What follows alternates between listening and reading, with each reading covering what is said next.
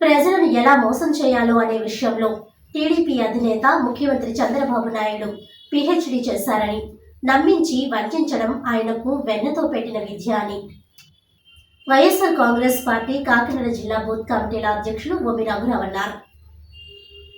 ఈ సందర్భంగా ఆయన మీడియాతో మాట్లాడుతూ, ఎన్నికల్లో అడ్డగోలు హామీలు ఇవ్వడం, ప్రజలను నమ్మించి ఓట్లు వేయించుకొని అమలుపరిచే సమయం వచ్చినప్పుడు ఆర్థిక పరిస్థితి బాలేదని, జగన్ రాష్ట్రాన్ని అప్పుల పాలు చేశాడని నిందిస్తూ దివాలా తీసిన వాడిగా చేతులెత్తేయడం ఆయనకు పరిపాటి అని అన్నారు. మొన్న ఎన్నికల్లో 2014లో హామీలు తుంగలోకి తొక్కిన చంద్రబాబుని ప్రజలు నమ్మకపోయేసరికి ఆ నమ్మించే ప్రయత్నం పవన్ కళ్యాణ్ తీసుకుని అదే పనిగా సూపర్ 6, సూపర్ 7 అంటూ పవన్ కళ్యాణ్ పథకాలు ప్రచారం చేశారని, ఈరోజు అమల్లో మాత్రం ఆయన చంద్రబాబుని ప్రశ్నించడం లేదన్నారు. పవన్ కళ్యాణ్ సూపర్ 6 అమలు బాధ్యత తీసుకోకపోతే తగిన మూల్యం చెల్లించుకుంటారని అన్నారు. పేదలకు మేలు చేయాలంటే మనసుండాలని, అలాంటి మనసున్న నాయకుడు జగన్మోహన్ రెడ్డి అని అన్నారు. గెలిస్తే ఉద్యోగాలు కల్పిస్తామని చెప్పి ఉన్న ఉద్యోగాలు తీసేస్తున్నారని, సచివాలయ ఉద్యోగాలలో కోతలు విధిస్తూ జీవోలు జారీ అయ్యాయని అన్నారు. లక్షలాది వాలంటీర్లు వీధిన పడ్డారని అన్నారు. ప్రజలు అన్నీ గమనిస్తున్నారని, ఎప్పుడు ఎన్నికలు జరిగినా తగిన గుణపాఠం చెబుతారని అన్నారు. వైఎస్ఆర్ కాంగ్రెస్ పార్టీ ప్రజల పక్షాన నిలబడి పోరాటం చేస్తుందని, ప్రభుత్వ ప్రజా వ్యతిరేక పాలన అడ్డుకుంటామని అన్నారు. జగన్మోహన్ రెడ్డి పాలనలో అందరూ బాగున్నారని, ప్రతి గ్రామంలో జగన్ పాలనకు సంబంధించిన అభివృద్ధి ఆనవాళ్లు ఉన్నాయని అన్నారు. కూటమి ప్రభుత్వం హామీలు నెరవేర్చకపోతే చరిత్రహీనులుగా మిగిలిపోతారని హెచ్చరించారు. అందరికీ నమస్కారం. నా పేరు బొమ్మి రఘురావు. వైఎస్ఆర్ కాంగ్రెస్ పార్టీ కాకినాడ జిల్లా బూత్ కమిటీల అధ్యక్షుడిగా పనిచేస్తూ ఉన్నాను. నిన్న చంద్రబాబు నాయుడు గారు సూపర్ 6 పథకాల మీద మాట్లాడినటువంటి మాటలు ఏదైతే ఉన్నాయో దానికి సంబంధించినటువంటి వైఎస్ఆర్ కాంగ్రెస్ పార్టీ మా యొక్క ప్రతిస్పందనని ఈరోజు మేము అందరూ కూడా తెలియజేస్తా ఉన్నాం. చంద్రబాబు నాయుడు గారు ఎన్నికల ముందు ఇచ్చినటువంటి హామీలు, జగన్మోహన్ రెడ్డి గారు ఇచ్చేటటువంటి ప్రతి హామీని రెట్టింపు చేస్తూ దానికి అదనంగా ఇంకొన్ని హామీలని జోడించి ఈరోజు రాష్ట్రంలో ఉన్నటువంటి ప్రజలందరినీ కూడా మోసం చేసినటువంటి విధానాన్ని వైఎస్ఆర్ కాంగ్రెస్ పార్టీ మేము ఖండిస్తూ ఉన్నాం. చంద్రబాబు నాయుడు గారు నైజమే అంత, ఆయనకి మోసం చేయడం అన్నది వెన్నతో పెట్టినటువంటి విద్య. ఈరోజు ఆయన నీతి ఆయోగ్కి సంబంధించినటువంటి రిపోర్ట్ని ఆధారంగా చేసుకుని రాష్ట్ర ఆర్థిక పరిస్థితి బాగోలేదని, పథకాలు ఇవ్వాలనుకుంటున్నా సరే ఇవ్వలేకపోతున్నామని, ప్రజలందరూ కూడా అర్థం చేసుకోవాలని, సంపదను సృష్టించిన తర్వాత మరి ముఖ్యంగా వృద్ధి రేటు పెరిగిన తర్వాత పథకాలు ఇవ్వడం గురించి ఆలోచన చేస్తామని, కేంద్రం ఇస్తున్నటువంటి నిధుల్ని డైవర్ట్ చేయలేమని, అమరావతికి కానీ, స్టీల్ ప్లాంట్కి కానీ, పోలవరానికి కానీ ఈ రకమైనటువంటి వాదన ఆయన వినిపిస్తూ ఉన్నారు. ఇదంతా కూడా పక్కాగా పేద ప్రజలను మోసం చేసేటటువంటి కార్యక్రమంలో ఒక భాగం. ఆయన విజనరీ ఉన్నటువంటి నాయకుడిని ఆయనంతటా ఆయనే ప్రచారం చేసుకున్నటువంటి పరిస్థితి కూడా మనందరికీ కూడా తెలుసు. ఆయన విజనరీ ఎందులోనంటే ప్రజల్ని మోసం చేయడంలో ఆయనకు ఉన్నటువంటి దూరదృష్టి. ఏ రకంగా ప్రజలకి మాయమాటలు చెప్పి మోసం చేయొచ్చో ఆయన తెలిసినట్టుగా మరి ఎవరికి కూడా తెలియదు. వైఎస్ఆర్ కాంగ్రెస్ పార్టీ ఎన్నికల ముందు మేము చెప్తానే ఉన్నాం, 2014లో ఇచ్చినటువంటి సుమారు 600 పైగా హామీల్ని నెరవేర్చినటువంటి చంద్రబాబు నాయుడు మళ్ళీ ఎలా నెరవేరుస్తాడో ఒకసారి ఆలోచన చేయండి అని చెప్పి పేద ప్రజలను అందరూ కూడా కోరడం జరిగింది. కానీ మధ్యలో పవన్ కళ్యాణ్ గారు నేనున్నాను, నేను అమలుపరుస్తానని చెప్పి ఆయన స్వయంగా ఈ సూపర్ 6 పథకాలని ఆయన యొక్క ప్రసంగాల్లో పదే చెబుతూ చంద్రబాబు నాయుడు గారు ఇద్దరు కలిసి ఈరోజు రాష్ట్రంలో ఉన్నటువంటి పేద ప్రజలందరినీ కూడా మోసం చేసినటువంటి విధానం అందరూ కూడా అర్థం చేసుకోవాలి. వాళ్ళు చెప్తున్నది ఏంటంటే ప్రభుత్వం అనేది ఒక వ్యాపార సంస్థగా మాట్లాడుతున్నటువంటి పరిస్థితి, లాభ నష్టాలను బేరీజ్ వేసుకుని మాట్లాడుతున్నటువంటి పరిస్థితి, పిల్లల చదువుల విషయంలో ఖర్చు పెట్టేటటువంటి ఖర్చుకి మరి ఆదాయానికి సంబంధించినటువంటి విధంగా మాట్లాడే అంతవరకు సమంజసం. అలాగే సంక్షేమ పథకాలకు సంబంధించి పేద ప్రజల గురించి ఆ విధంగా నమ్మించి మోసం చేయడం అంతవరకు సమంజసం. ఒక్కసారి రాష్ట్ర ప్రజలందరూ కూడా ఈరోజు తెలుసుకున్నటువంటి పరిస్థితి. జగన్మోహన్ రెడ్డి గారిని అనవసరంగా తప్పుగా మాట్లాడి ఆయన పేద ప్రజల పట్ల ఆయన చూపించినటువంటి మక్కువ, నిజంగా ఒక మనసు ఉండాలి. ఎవరికైనా డబ్బులు ఇవ్వాలన్నా, పేద ప్రజల సంక్షేమాన్ని ఖర్చు పెట్టాలన్నా, పిల్లల చదువుకి, ఇంగ్లీష్ మీడియం చదువులకి లేదా ఉన్నతమైనటువంటి చదువులకి ఫీజు రియంబర్స్మెంట్లు ఇవ్వాలన్నా అది పెద్ద మనసు ఉన్నటువంటి వ్యక్తులకి సాధ్యపడుతుంది. నిజంగా ఆరోగ్యశ్రీకి సంబంధించి ఈరోజు ఎన్ని ఇబ్బందులు పడుతున్నారంటే అన్ని ఇబ్బందులు పడుతూ ఉన్నారు పేద ప్రజలు. అన్నిటిలోనూ కోతలు విధించి సంపద సృష్టించడం అంటే ఒక పక్కన విద్యుత్ ఛార్జీలు పెంచడం, మిగిలిన ఛార్జీలు పెంచడం, ఇది ఈరోజు చంద్రబాబు నాయుడు చేసే సంపద సృష్టి. ఒక్కటైతే నిజం, సంపద సృష్టి జరుగుతుంది. ఎవరికి అంటే తెలుగుదేశం పార్టీ నాయకులకి, కార్యకర్తలకి, కూటమి నాయకులకి, కార్యకర్తలకి ఈరోజు సంపద సృష్టి అనేది జరుగుతూ ఉంది. రాష్ట్ర ప్రజలకి ఏ విధమైనటువంటి ఉపయోగం లేదు. కింద స్థాయి నుంచి పెద్ద స్థాయి వరకు తెలుగుదేశం పార్టీ నాయకులు కానీ, కూటమి పార్టీ నాయకులు కానీ చేస్తున్నటువంటి అరాచకాలు అంతా ఇంత కాదు. ఈరోజు రాష్ట్రంలో ఉన్నటువంటి ప్రజలందరూ కూడా గమనిస్తున్నారు ఏం జరుగుతుంది రాష్ట్రంలో, ఏ రకంగా ఈ పరిపాలనను అంతమొందించాలనేటువంటి ఆలోచన ప్రతి పేదవాడి మధ్యలోనూ ఉంది. ఇప్పటికిప్పుడు ఎన్నికలు జరిగినా కూడా దాని ప్రభావం ఎంత తీవ్రంగా ఉంటుందంటే అంత తీవ్రంగా ఉంటుంది. అన్నీ మోసాలే.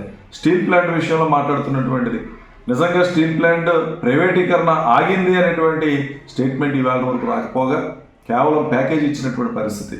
2 లక్షల కోట్ల పైచీలకు ఆస్తులు ఉన్నటువంటి స్టీల్ ప్లాంట్కి 20,000 కోట్ల అప్పులు ఉన్నాయనేటువంటి నెపంతో మరి 100 ఎకరాల భూమిని కబ్జా చేయాలనేటువంటి ఆలోచనతో, ప్రైవేట్ పరం చేయాలనే ఆలోచనతో ఈరోజు జరుగుతున్నటువంటిది కూడా అందరూ కూడా ఆలోచన చేయాల్సినటువంటి విషయం. ఈరోజు నిన్నగాక మొన్ననే మరి కాంట్రాక్ట్ బేసిస్లో పనిచేస్తున్నటువంటి 51 మంది డ్రైవర్లను తొలగించారన్నట్టు స్టీల్ ప్లాంట్లో ఏ రకంగా స్టీల్ ప్లాంట్ ప్రైవేటీకరణ ఆగిందో మరి పెద్దలు చెప్పాల్సినటువంటి సమయం వచ్చింది. అలాగే స్టీల్ ప్లాంట్కి అవసరమైనటువంటి సొంత గనులు కేటాయించకుండా మరి స్టీల్ ప్లాంట్కి సంబంధించినటువంటి మాయ మాటలు చెప్పడం, ప్రైవేటీకరణ ఆగిందని గొప్పలు చెప్పుకోవడం, అది కూడా పవన్ కళ్యాణ్ గారి వల్ల ఆగిందని చెప్పుకోవడం, ఇదంతా చాలా దురదృష్టకరమైనటువంటి విషయాలు. ఈరోజు రాష్ట్రంలో ఎక్కడ చూసినా దారుణమైనటువంటి పాలన జరుగుతూ ఉంది. దావోస్ పర్యటనకు వెళ్ళి మరి ఏ విధమైనటువంటి పెట్టుబడులు తీసుకురానటువంటి అసమర్థ ముఖ్యమంత్రికి ఈరోజు చంద్రబాబు నాయుడు గారు మిగిలిపోవడంలో ఏ విధమైనటువంటి సందేహం లేదు. మరి జగన్మోహన్ రెడ్డి గారు మరి ప్రతి గ్రామంలోనూ ఆయనకంటూ ఒక మార్క్ పరిపాలన చూపించారు. సచివాలయాల నిర్మాణాలు జరిగినాయి, రైతు భరోసా కేంద్రాల నిర్మాణాలు జరిగినాయి, హాస్పిటల్స్ నిర్మాణాలు జరిగినాయి, నాడు నేడులో హాస్పిటల్ అభివృద్ధి జరిగినాయి, స్కూల్స్ అభివృద్ధి జరిగినాయి, పేద పిల్లలకి ఇంగ్లీష్ మీడియం స్కూల్స్ వచ్చినాయి. ఇవన్నీ జరిగినటువంటి పరిపాలన కాదని నమ్మించి మోసం చేసినటువంటి చంద్రబాబు నాయుడు గారికి ఓట్లు వేయడం ద్వారా ఈరోజు రాష్ట్రంలో ఉన్నటువంటి ప్రజలందరూ బాధపడుతున్నటువంటి విధానాన్ని మనం అందరం కూడా గమనించాలి. మేము ఒకటే చెప్తా ఉన్నాం, వైఎస్ఆర్ కాంగ్రెస్ పార్టీ పేదల పక్షాన ఉన్నటువంటి పార్టీ, పేదల మేలు కోసం ఉన్నటువంటి పార్టీ. ఒక పక్కన విద్యార్థులు కానీ లేదా కార్మికులు కానీ మరి ఈరోజు సచివాలయంలో పనిచేస్తున్నటువంటి ఎవరైతే అసిస్టెంట్స్ ఉన్నారో వాళ్ళలో కోత విధించే విధంగా మరి వాళ్ళ యొక్క ఉద్యోగాలు పోయే విధంగా ఈరోజు జరుగుతున్నటువంటిది కూడా ఒకసారి మనం అందరూ కూడా ఆలోచన చేయాలి. ఎక్కడికక్కడ వాలంటీర్లకి 5,000 బదులు 10,000 ఇస్తానని చెప్పినటువంటి వ్యక్తులు ఈరోజు వాలంటీర్లను రద్దుపరిచినటువంటి విధానం కూడా మనం చూస్తూ ఉన్నాం. అంటే ఉపాధి లేదు, సంక్షేమం లేదు, నిరుద్యోగ భృతి ఇస్తున్నారు, నిరుద్యోగ భృతి లేదు. మరి మహిళలకి డబ్బులు ఇస్తున్నారు, మహిళలకు ఇచ్చేటువంటి డబ్బులు లేవు. అమ్మకి తల్లికి వందనం లేదు. అందరినీ మోసం చేసినటువంటి ముఖ్యమంత్రి ఈరోజు చంద్రబాబు నాయుడు. దానికి పూర్తిగా సహాయ సహకారాలు అందించినటువంటి నాయకుడు మరి పవన్ కళ్యాణ్ గారు. ఇక బీజేపీ మాట చెప్పనే అవసరం లేదు. మరి ఈ విధమైనటువంటి పరిపాలన ఈరోజు రాష్ట్రంలో జరుగుతోంది. వాళ్ళ అభివృద్ధి కోసం, వాళ్ళ ఉన్నతి కోసం లోకేష్ గారు ఉప ముఖ్యమంత్రి అవుతారా, లోకేష్ గారు ముఖ్యమంత్రి అవుతారా, ఈ విధమైనటువంటి చర్చలే. కింద స్థాయి నుంచి పెద్ద స్థాయి వరకు నాయకులు మాజీ మంత్రి కాపు ఉద్యమ నేత ముద్రగడ పద్మనాభంను వైసీపీ నాయకులు యనమల కృష్ణుడు కిర్లంపూడిలోని ముద్రగడ నివాసంలో మర్యాదపూర్వకంగా కలిశారు. ఈ సందర్భంగా యనమల కృష్ణుడుకు ముద్రగడ తనయుడు ప్రతిపాడు నియోజకవర్గ వైసీపీ కన్వీనర్ ముద్రగడ గిరిబాబు ఘన స్వాగతం పలికారు. అనంతరం యనమల కృష్ణుడు ముద్రగడ పద్మనాభం రాజకీయాలపై చర్చించుకోవడం గమనార్హం.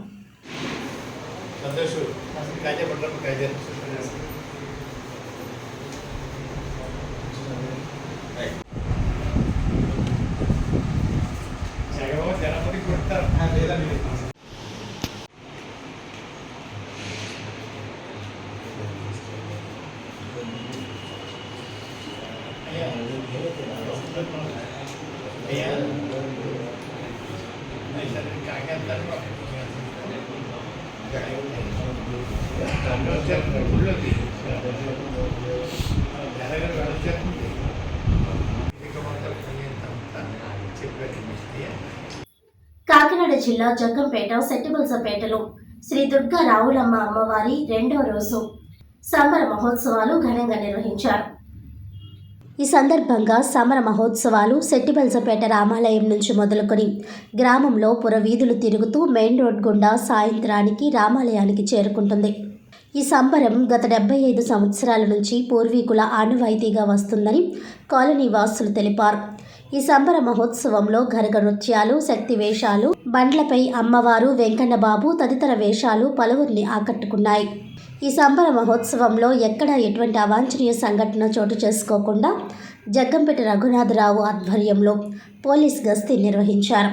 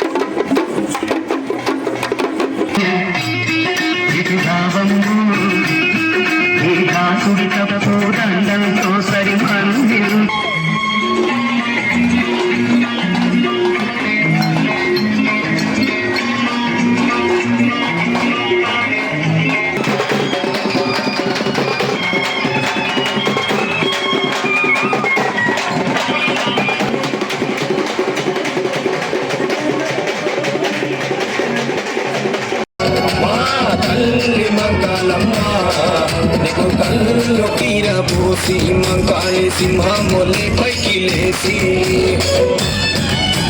గాండ్రించి పులిలాగా అరిసి అదో నల్ల గుడ్డు ఎర్ర చేసి మంకాళి